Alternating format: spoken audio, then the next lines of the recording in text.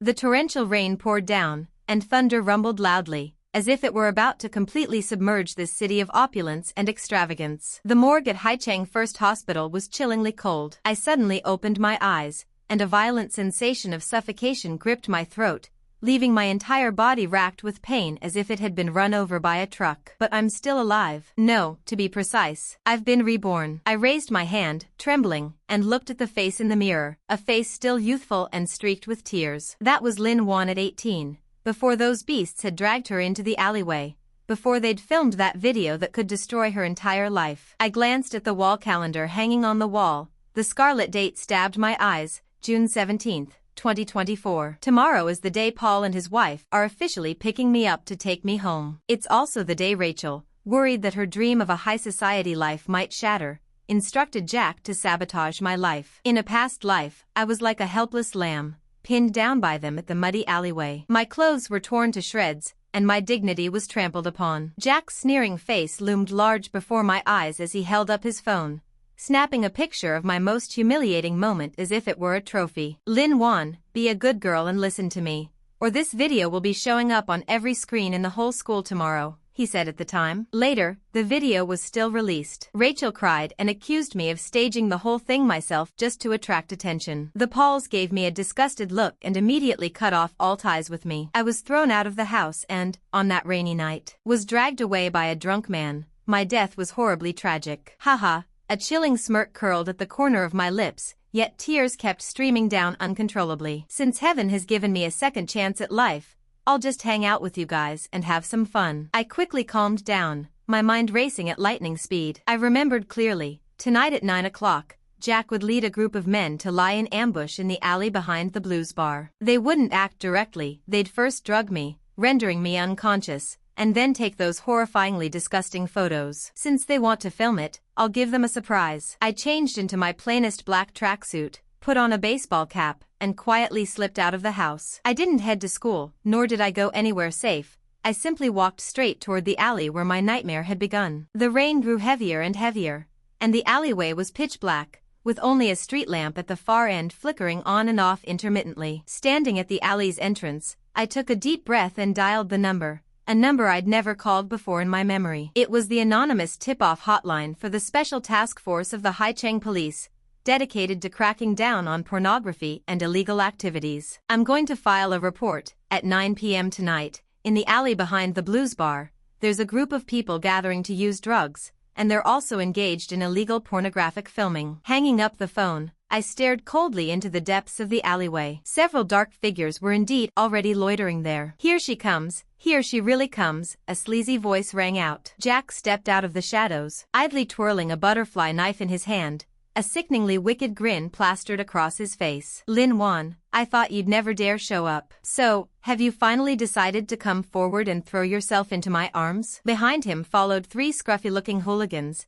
each holding a smartphone and a video camera, their lenses flashing with red light. Jack, my voice was unnaturally calm, without the slightest trace of tremor. Did Rachel send you? Cut the crap. Jack glared fiercely. Since you're being smart and coming to us voluntarily, don't blame us for being rough. As long as you cooperate nicely and drink this medicine, we might even let you stay at Paul's place a few more days. He handed over a glass of cloudy liquid. I stared at the cup of medicine, and a vivid image flashed through my mind. The scene from a past life when they pinned me down and forced the medicine into me. That feeling of utter despair, that sense of helplessness, I'd never, ever experience it again. Okay, I took the cup and tilted my head back, downing it in one gulp. Jack paused for a moment, clearly not expecting me to be so compliant. He burst into laughter. Why didn't you just agree earlier? Bring someone over, hold her down and start filming. 3 thugs eagerly pounced forward. Just then, my eyes, which had been tightly closed, suddenly snapped open, radiating a chilling coldness. I didn't dodge. Instead, I took the initiative to step forward. The instant they touched me, I jerked my body to the side, using their momentum against them. With a swift kick, I struck the knee of the man at the very front. At the same time, I slammed hard onto Jack's face the object I'd already prepared, a highly concentrated dose of sleeping powder I'd stolen from the medicine cabinet at home and mixed into what was left of the water from earlier. Ah! Jack let out a piercing cry. His eyes stung so badly by the powder that he couldn't open them. Snap! Snap! He groped around blindly, grabbing at random. The hooligans, in their panic, turned on the camera. But I didn't run away. I actually stood in front of the camera, adjusted my collar, and gave a breathtakingly beautiful yet eerie smile. Jack, you love taking photos, don't you? Then today, just take as many as you want. In the distance, the sound of sirens pierced the night sky, growing louder as they drew nearer. The red and blue flashing lights instantly illuminated the dim alleyway. Police, don't move. Jack's face turned as pale as paper in an instant. He stared at me in horror. You called the police? No. I crouched down, leaning close to his ear and speaking softly, almost like a demon's whisper. I'm the one who asked you to watch the show. I stood up, gave the approaching police officer a slight smile, and pointed to the props scattered on the ground and the camera that was still running. Uncle Police, there's a group of people here gathering to take drugs, and they even tried to sexually assault me. They've already recorded video evidence themselves. As Jack was dragged away like a dead dog, he continued to scream hysterically. Rachel won't let you get away with this. Paul's family won't recognize you, you bitch. I stood in the rain, letting the rainwater soak my hair. Rachel, Paul's house. This is just the beginning. Since you've given me a hellish past life, in this life I'll drag you all into the real hell. I pulled out my phone and dialed a number I'd never met before. Hello, are you a private detective? I need to dig up some dirt on the Paul group. The more detailed, the better. Money's no object. After hanging up, I turned and walked deeper into the rain. That night, some went to prison, while others were still shaken and unsettled. And I, Lin Wan, am officially back. Tomorrow is the big day for Paul's family to meet and recognize each other. I'm curious to see whether the so-called perfect adopted daughter can keep up the act when she's confronted by her biological sister,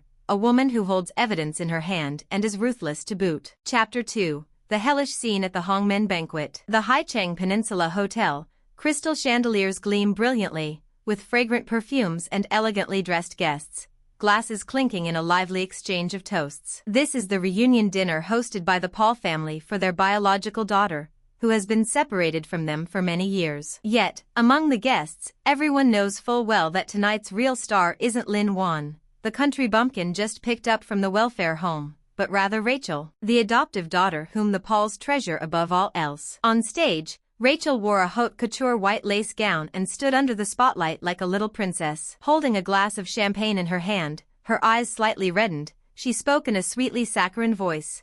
Tonight was supposed to be my sister's big happy day, but just now I heard, she's gotten herself into some trouble. The guests below were whispering among themselves. Rachel subtly lowered her voice, yet it was still loud enough for those around her to hear.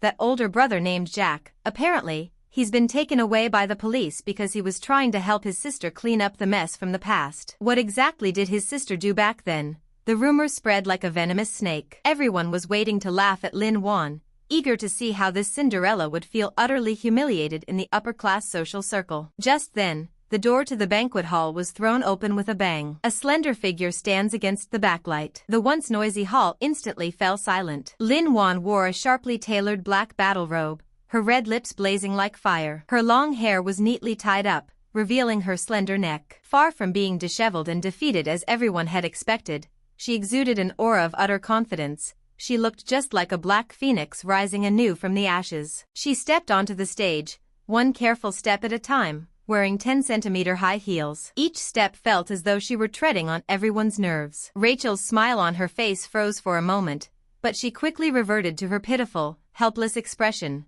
Sister, you're finally here. Jack, he's doing just fine. Lin Wan stepped to the center of the stage, snatched the microphone from Rachel's hand, and spoke in a cool, piercing voice that echoed throughout the venue. Right now, he's at the police station, giving a detailed account to the camera, revealing who instructed him to forge evidence and frame his own sister. The whole venue erupted in uproar. Rachel's face turned pale, and she instinctively took half a step backward.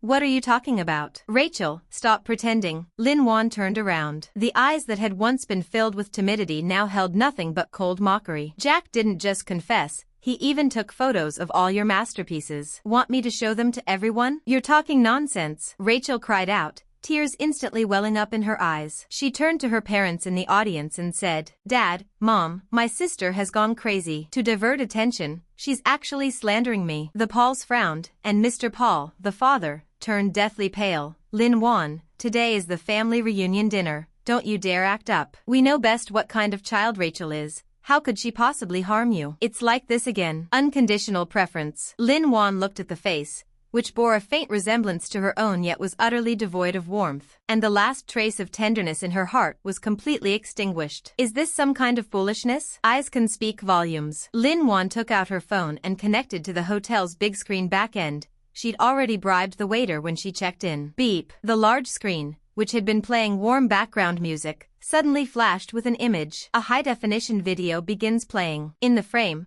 we see precisely the alley behind the blues bar from just a moment ago. All I saw was Jack, holding a video camera and grinning menacingly at the lens. As soon as that girl shows up, we'll follow the plan, drug her, film her losing it, and then dump this dirty stuff all over her previous private life. All of this was instructed by Miss Rachel, who said it was to help her hold on to her position in the Paul household. In the video, Jack also pulled out a stack of photos, precisely those forged Lin Wan's poor record. These were all given to me by Rachel. Just send this video out, and Lin Wan will never recover from this. The footage is clear, and the voice sounds utterly genuine. The entire venue was deathly silent. Then, a collective gasp erupted. All eyes instantly shifted away from Lin Wan, turning to Rachel on the stage as if she were a monster. Rachel was trembling all over, her makeup smeared from crying, looking like a comical clown. No, this isn't real. It's fake. Lin Wan is framing me. She lunged toward Mrs. Paul and grabbed her arm tightly. Mom, please believe me. I'm the daughter you've raised from childhood. Mrs. Paul stared at the damning footage on the screen, then glanced down at Rachel, who was hysterically sobbing in her arms. Usually so elegant and dignified, she now had a deathly pale face and was trembling uncontrollably. Enough. Mr. Paul flew into a rage and abruptly shook Rachel's hand away. Rachel collapsed onto the ground, staring at her father in disbelief. You hit me? Her lips trembled. Even my lightest blow feels like a slap to you. Mr. Paul was so furious that his whole body was trembling. Our Paul family values reputation above all else. And yet you've colluded with outsiders and pulled off such despicable behavior. You've utterly disgraced our Paul name. Dad, I'm doing this for the sake of this family too. Rachel cried out, trying to defend herself. If my older sister comes back, she'll be the real princess, so what am I? Will there still be a place for me in this family? So you're trying to ruin me? Lin Wan looked down at her from above, a cruel curve curling at the corner of his lips. So that's how you got Jack to shoot that video and threaten me? Rachel, do you really think you're the only one who knows how to act? Lin Wan took out another document and threw it onto Rachel's face. This is Jack's confession, along with the chain of evidence provided by the police. Moreover, I've also discovered that a sum of money has been transferred every month from your personal account to Jack. Where did this money come from? The documents were scattered all over the floor. Everyone's sharp eyes noticed that the transfer record actually included an internal transaction number belonging to the Paul Group. This means that Rachel misappropriated public funds. Rachel's pupils dilated, and she completely collapsed onto the ground. Finished. Everything is over. Lin Wan watched the family's disgraceful behavior and felt not the slightest bit of satisfaction, only a calm sense of closure. She stepped up to the microphone and scanned the entire audience. Everyone, I've ended up making a fool of myself tonight. I'm Lin Wan, the daughter who disappeared 18 years ago from the Paul family. Her voice was firm and resonant, each word carrying weight and conviction. Now that I'm back, we'll settle all the accounts, one by one, step by step. As for some people, those who deserve to go to prison will go to prison. Those who deserve to be kicked out will be kicked out. The egg rolls. She glanced at the Pauls with an icy stare. As for this family, since you seem to love this daughter so much, go right ahead and keep spoiling her. But let me warn you, raising a tiger only invites trouble. Be careful not to get bitten in return. Having finished speaking, Lin Wan gently placed the microphone on the ground, turned around, and walked off the stage with resolute determination. Under everyone's gaze, she disappeared behind the banquet hall's doors like a victorious queen, leaving a mess behind. Rachel was dragged away by the security guard as if she were a dead dog, still crying out, "Mom and Dad, save me," from her mouth. Standing on the stage, Paul and his wife faced countless scornful and inquisitive gazes. The once arrogant socialite couple now seemed to have aged 10 years in an instant. They watched Lin Wan's departing back, and a flicker of regret flashed in their eyes, but more than that, they were consumed by furious embarrassment at having their lies exposed. This wretched creature, Mr. Paul ground his teeth, how dare he treat us like this? However, what they didn't know was that this was only the first step in Lin Wan's revenge. Outside the door, a black Maybach was quietly waiting. Lin Wan pulled open the car door and sat down in the back seat. "Where to, boss?" the driver asked respectfully. Lin Wan glanced out the window at the scenery receding behind her,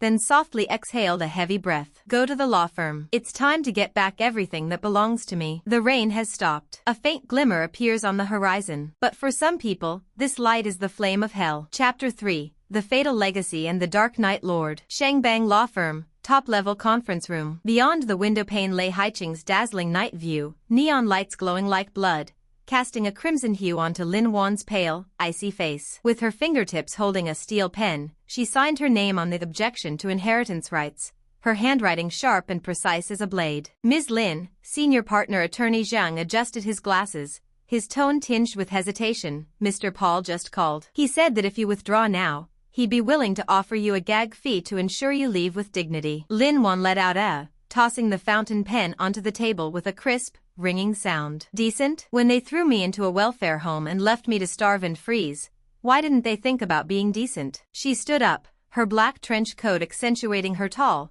slender figure like a pine tree. Attorney Zhang, let's proceed according to plan. First thing tomorrow morning, I want to see Paul Group's stock price hit the daily limit down before the market opens. Attorney Zhang nodded respectfully, saying, I understand. Lin Wan walked to the floor-to-ceiling window and looked down at the black Maybach parked below. That mysterious man had been sitting quietly in the car ever since he dropped her off at the law firm last night, unobtrusive yet steadfast, like a silent, unwavering support. She opened the back seat door and got in. The cabin was filled with a faint scent of cedar, fresh, crisp, and elegantly refined. The man in the driver's seat didn't turn around. Instead, he simply reached out and pointed to a document on the passenger seat. This is Paul Group's overseas money laundering record over the past 3 years, along with a chain of evidence showing how they embezzled charitable funds to cover up the company's losses. The man's voice was deep and magnetic, tinged with a familiar rasp. Lin Wan's heart gave a sudden jolt. She'd been searching for these things for a long time, yet she'd always failed to find a breakthrough. She picked up the documents and began flipping through them rapidly. The more she read,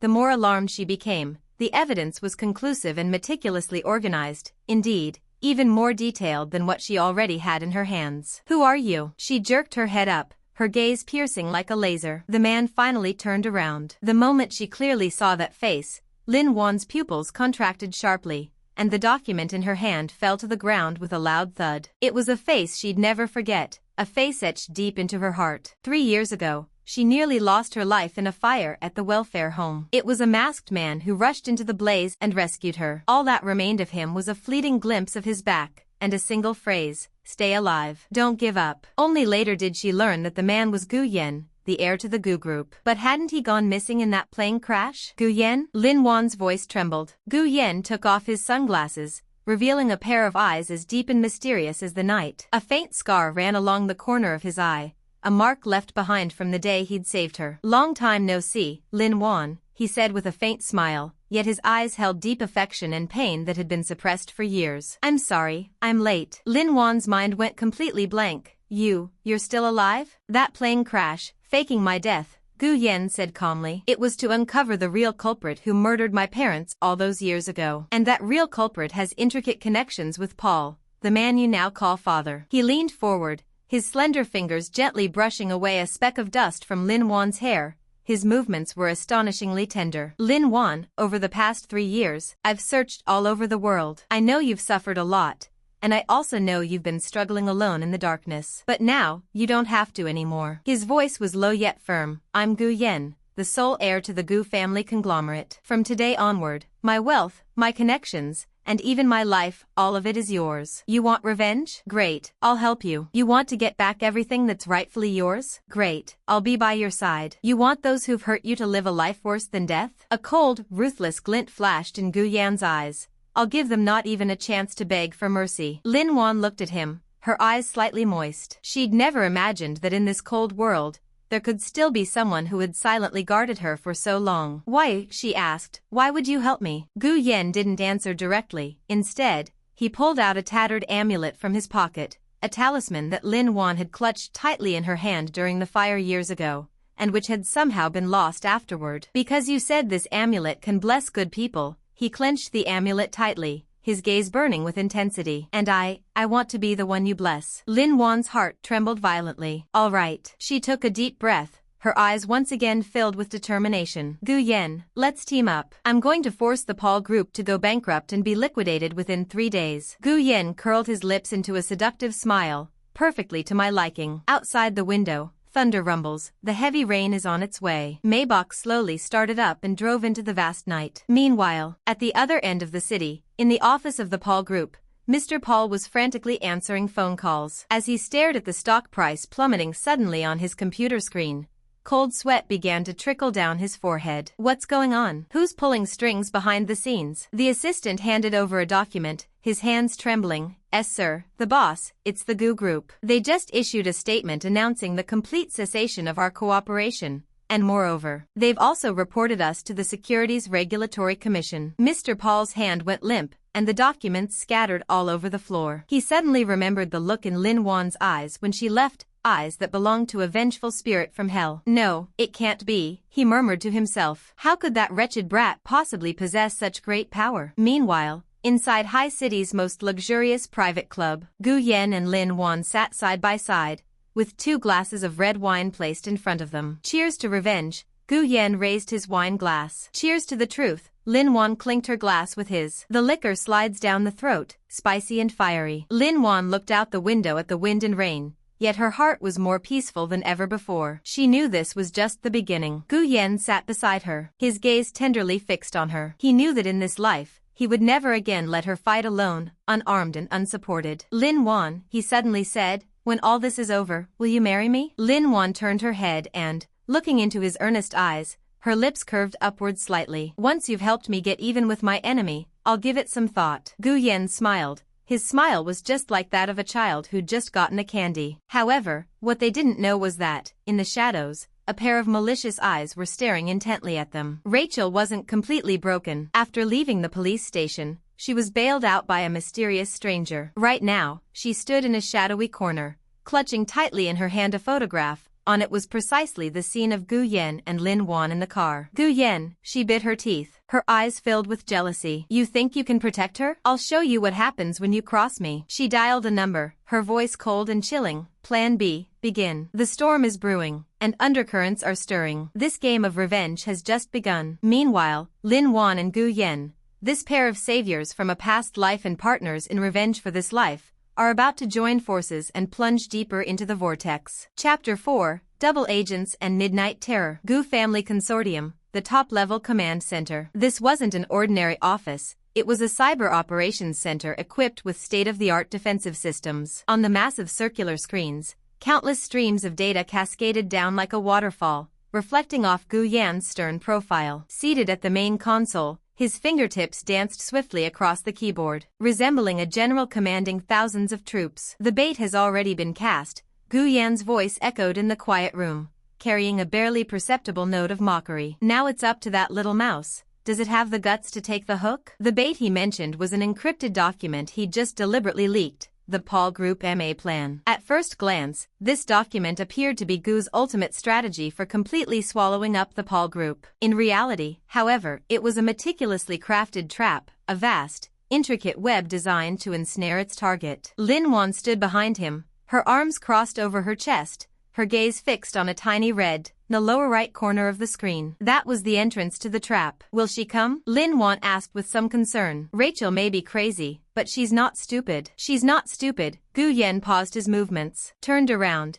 and took Lin Wanwei's cool hand in his. "She's simply blinded by jealousy. Once she starts thinking she can turn the tables by stealing this document, and even use it to drive a wedge between you and me, she'll forget all about fear." No sooner had the words been spoken than the main screen suddenly flickered with a blinding red light. "Warning, external intrusion detected. IP address being tracked." A sharp glint flashed in Gu Yan's eyes. "They're here." Meanwhile, inside an abandoned villa in the suburbs of Haicheng. This used to be Rachel's secret hideout. Right now, the room was cluttered with all sorts of electronic devices, and complex code flickered across the screens. Rachel sat in front of her computer, her face pale and her eyes bloodshot. Beside her stood a young man wearing a black baseball cap, the top hacker in Haicheng, known as Ghost. "Hurry, hurry," Rachel urged nervously, her fingers gripping the edge of the table tightly. "That document is right there, in his encrypted drive. Get it. As long as we get it, will be able to prove that Gu Yan only got close to Lin Wan because he was after the Paul family's wealth. That bitch will definitely be kicked out of the Gu family. The ghost frowned deeply, cold sweat seeping from his forehead. Miss Rachel, something's not right. This firewall is far too easy to breach, and besides, don't talk nonsense. Money's not the issue. Hurry. Rachel screamed hysterically. The ghost gritted its teeth and forcibly broke through the final line of defense. Got in. On the screen,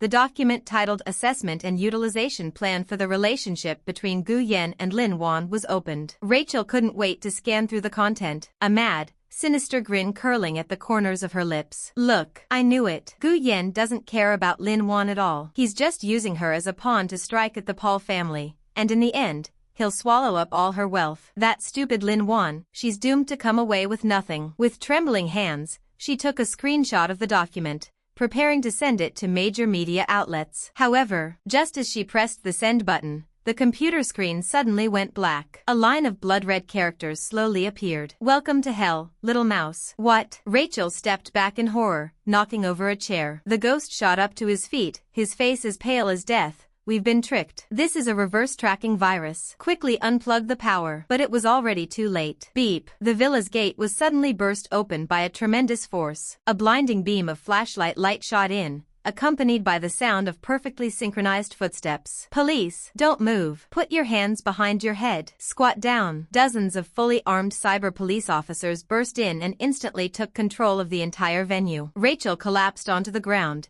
and the phone slipped from her hand. On the screen, those large red characters seemed to have transformed into a mocking grimace directed at her. No, it can't be, she murmured to herself. Gu Yan, you've been plotting against me. Gu Family Consortium. Gu Yan stood up and disabled the tracking program. On the screen, the intruder's IP address, real identity, and all communication records captured just moments ago were completely saved. Ghost, whose real name is Zhao Cheng, was once sentenced for illegally hacking into a banking system, and the person who instructed him. He clicked on the last document. It was an audio recording. In the recording, Rachel's voice came through clearly. As long as you can get your hands on Gu Yan's plan, I'll give you 5 million. And besides, I want to ruin Lin Wan's reputation completely. Lin Wan stood beside him, listening to the recording. Her eyes showed not a trace of pity, only cold disdain. The evidence is conclusive, Gu Yan said, turning off the recording and facing Lin Wan. This evidence alone is enough to send Rachel to prison for 10 years. Moreover, through the ghost's communication relay station, we've also followed the trail and uncovered the mysterious figure who's been secretly providing Rachel with funds and intelligence all along. He pulled up a blurry surveillance screenshot. In the screenshot, a man wearing sunglasses and a mask was handing a black leather briefcase to Rachel. Although his face was hard to make out, the man's distinctive snake-shaped tattoo on his wrist stood out remarkably. Lin Wan stared at the tattoo, her pupils suddenly contracting sharply. It's him, her voice trembled slightly. Chenmo, the CFO of Paul Group, and also the last person my biological father saw before he disappeared. Gu Yan put his arm around her shoulders, and the warmth radiating from his palm gradually calmed her down. It seems the mystery surrounding your origins is about to be solved soon. Gu Yan's voice was low yet firm. Lin Wan, are you ready to lift this final veil? Lin Wan took a deep breath, and flames of revenge ignited in her eyes. Be ready. Outside the window, thunder rumbled, and a bolt of lightning streaked across the night sky, illuminating the figures of 2 people standing side by side. This midnight scare is merely the prelude to the storm. The real storm is coming soon, and they will join hands to confront the darkness hidden in the deepest depths. In the interrogation room, Rachel, with her hair tousled and flailing at the table like a madwoman, shouted, "Let me out. Do you know who I am? I'm the eldest daughter of the Paul family. I'm going to sue you for unlawful detention." The officer in charge of the interrogation coldly tossed the audio file onto the table. Rachel, put away your ladylike airs. Get lost. This is evidence that you hired hackers to break into the Gu Group's financial empire, and it's also irrefutable proof of your involvement in commercial espionage, defamation, and embezzlement of public funds. Your adoptive parents, the Pauls, have just issued a statement formally severing ties with you and renouncing their obligation to bail you out. What? Rachel was struck dumb, her body collapsing into the chair. No, it can't be. They wouldn't do this to me. I'm their daughter, after all. Daughter? The officer sneered. When it comes to profit, you're nothing but one of their pawns. Now that the pawn is useless, who's going to care about you anymore? Rachel stared blankly at the ceiling, her gaze gradually becoming unfocused. She lost miserably. And all of this is thanks to Lin Wan. Lin Wan, she ground her teeth, squeezing out the final curse from the depths of her throat. Even if I end up in hell, I'll drag you down with me to pay the price. However, no one paid any attention to her madness anymore. She was taken away, heading toward the ending she deserved. Meanwhile, at the other end of the city, Lin Wan and Gu Yen stood by the floor-to-ceiling window, overlooking this city that never sleeps. Next, Lin Wan said softly, "Let's go find Chenmo." Gu Yen took her hand and interlaced their 10 fingers. "Wherever you go, I'll be by your side." The night was deep and dark, yet their gazes shone even brighter than the starlight. The gears of revenge are spinning faster and faster. Chapter 5.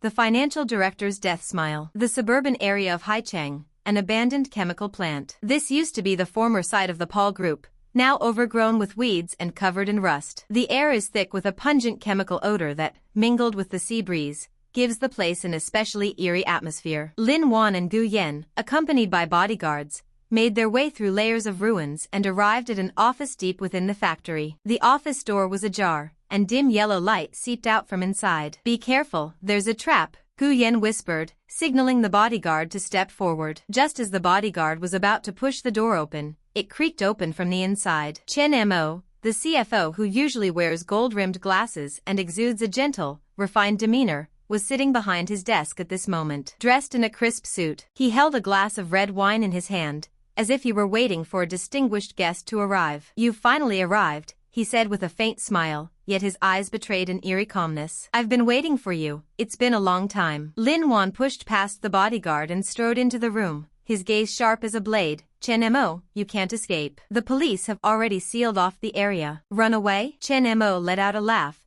swaying his wine glass. "I've never once thought about running away. I stayed right here, just to wait for you." Lin Wan. He put down his wine glass, took a USB drive out of the drawer, and gently placed it on the table. "Do you know what this is?" A foreboding feeling welled up in Lin Wan's heart. "What is it?" "It's your father's last letter." Chenmo's smile turned grim. "Or rather, it's the video of him committing suicide to avoid prosecution." "You're talking nonsense," Lin Wan roared, rushing to the table. "My dad was killed by you guys." "Killed him?" Chenmo shrugged his shoulders. "Where's the evidence?" "Do you have any evidence?" "All you've got are guesses, mere speculations. As for me, I've got a video." He picked up the remote control and pointed it at the projector on the wall. The screen lights up. On the screen is a dimly lit room. A middle-aged man sits at a desk, holding a bottle of sleeping pills in his hand, his expression filled with despair. "I'm Lin Guodong. I've embezzled company funds and can't repay them. I've let down my wife and my daughter. I have no choice but to take this path." The man's voice choked with emotion, then he collapsed to the ground and lay still. "No!" Lin Wan let out a heart-wrenching scream, her body collapsing limply onto the ground. "This isn't real. This isn't real." She shook her head frantically, tears streaming down her face. That voice, that figure, so clearly, it was exactly how she remembered her father. If this were real, then what had been her years of perseverance, all her revenge, what would it amount to now? Did she become an accomplice in her father's murder? Did she become the continuation of her father's crimes? "Look," Chenmo stepped in front of her, crouching down and whispering in a voice that sounded like the devil's, "Your father was a sinner. He embezzled funds and took his own life to avoid punishment. And you, well, you're nothing but the daughter of a criminal. What right do you have to stand here and accuse me? What right do you have to lay claim to the Paul family's inheritance?" "Shut up." Gu Yen lunged forward and kicked Chenmo to the ground. "You beast. This video is fake." Chenmo spat out a mouthful of blood, yet laughed even more wildly. "Fake? You can check for yourself. The video's encoding and the time it was shot, they're all real. I just tweaked the content a little bit." He pulled a lighter from his pocket and flicked it open with a click. "You think you've won? No, they've lost." Lin Wan's psychological defenses have completely crumbled. For the rest of her life, she'll live under the shadow of the belief that her father was a sinner. She'll go crazy, just like her father did. "You're asking for it." Gu Yen was furious and was about to step forward, but Lin Wan pulled him back. "Gu Yen." Lin Wan's voice was very soft, yet it carried a strange calmness. She slowly stood up and wiped away her tears. Those eyes, once filled with pain, now resembled a deep, icy pool with no bottom in sight. "Lin Wan, you." Gu Yen looked at her with concern. Lin Wan didn't say a word. She walked up to Chenmo and looked down at him from above. "Chenmo, you're very smart," she said softly. "You exploited my guilt toward my father, You played on my most vulnerable spot. You almost succeeded, indeed. Chenmo's smile froze on his face. But, Lin Wan pulled a voice recorder out of his pocket and pressed the play button. You've forgotten one thing. From the voice recorder came an aged, trembling voice. I used to be the head of security for the Paul Group. That night, I saw Chenmo enter General Lin's office. Shortly afterward, General Lin committed suicide. Actually, it was Chenmo who forced him to sign the equity transfer agreement and then injected him with an overdose of sedatives, staging it as a suicide. I've got evidence, I've got photos. Chenmo's face turned deathly pale in an instant. No way. That old guy was dealt with by me long ago. Handle? Lin Wan sneered. Are you talking about sending him to a nursing home overseas? Gu Yan's people found him yesterday. She threw the voice recorder at Chenmo's face. Chenmo, your little games end here. Chenmo's whole body was trembling, and the lighter in his hand fell to the ground with a clack. No, it can't be. Take it away, Gu Yan said coldly, waving his hand. The bodyguard stepped forward and dragged Chenmo, who had collapsed like a lifeless lump, out of the room. Lin Wan stood still, staring at the projector on the wall. On the screen, that father was still lying there quietly. She stepped forward and unplugged the power cord. The screen went dark, leaving only utter blackness. Lin Wan,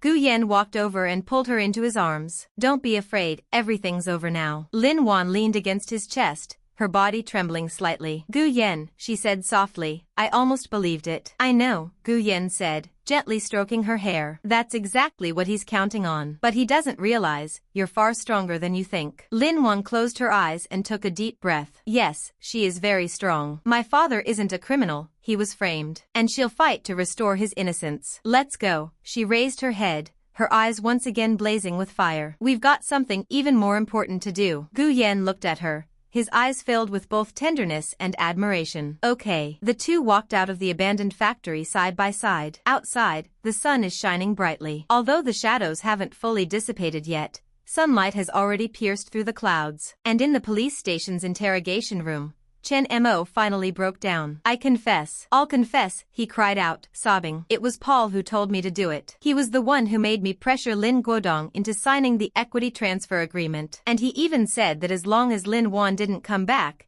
he'd give me a sum of money to just disappear. The officer calmly recorded the statement. Also, Chenmo suddenly raised his head, a hint of cunning flashing in his eyes. I know where Paul is hiding. He's afraid Lin will retaliate, so he's gone into hiding. But he has one weakness, he just can't stay away from that place. He leaned close to the officer's ear and whispered a few words. The officer's face turned pale, and he shot up from his seat. Are you telling the truth? Really? I've got location tracking. Chenmo pulled out his phone, his voice trembling. Meanwhile, Lin Wan and Gu Yan had just returned to the car. Gu Yan's phone suddenly rang. Mr. Gu, came the voice of lawyer Zhang from the other end of the line. We just received news. The stock price of Paul Group has completely collapsed. Moreover, the police have just discovered that Mr. Paul is suspected of money laundering and murder, and they're now actively issuing a warrant for his arrest. But, it seems he's gone missing. Missing? Gu Yan frowned. No, Lin Wan suddenly spoke. He hasn't gone missing. He's gone there. Where? Lin Wan turned her head to look out the window,